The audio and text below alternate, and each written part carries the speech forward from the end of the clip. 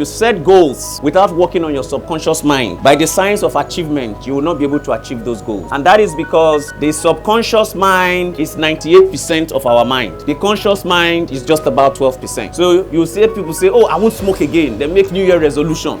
They say it, but they can't do it. There is somewhere within their subconscious, until that effort is made to destroy it, those patterns will continue to hold us down. The mind is powerful. It's a powerful resource that a lot of people are not taking advantage of, and to worsen matters, a lot of the religion around kills the ingenuity and the capacity of the human mind. The same mind God gave to us, those of us who are religious, is the same mind that he gives to those who are not religious. But if the religious man decides to engage his mind, he will get the result. If the man who is religious refuses to engage the mind, he will not get the results that he ought to. There is a way to program your mind to do things, to achieve. And the things that drive your subconscious mind are things like values. Your values. We are going to look at all those things. Your values. Those are the things that control your behavior. And the question I always ask people when I talk about this is, why is it that many people cannot achieve their goals? Basically, when you've not been able to work on that subconscious mind through affirmation, through confession, through techniques that get that space to connect with your conscious mind, you'll not be able to achieve anything. For those of us who are religious, they said if you have faith, you can move mountains. And some of you have said, I have faith, and the mountain refused to move. Possibly 98% here is still doubt. So the belief ends in your mouth, and there are exercises you do that will enlighten this, open up this 98% to agree with what you are consciously saying with your mouth. The major challenge, like people will say, is I know what to do, but I can't do it. I don't know how many people have that challenge here, but I think it's a general challenge with the human nature.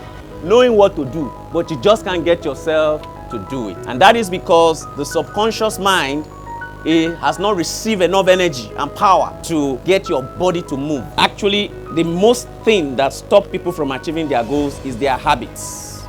No matter how fantastic your goals are, once you have the wrong habits, you will never achieve. So the greatest battle to move yourself from where you are to where you want to be is to change your habit. And habits are not things that you change just by talking on the go. It takes time, it takes meditation, it takes the right side of the brain, it takes silence, it takes reflection. These are the things that affect the subconscious mind. We need to identify it. In taking inventory, we must be truthful to ourselves. I procrastinate a lot. When you say the truth to yourself that you are on the journey to freedom, we must take personal responsibility for our life. And it's when we get to that point that we'll be able to move from where we are to where we want to be. If not, you remain stuck for life. Talk to yourself. Hey, Noel, you lie a lot. You don't keep to your word. You break promises. Write it down. Talk to yourself.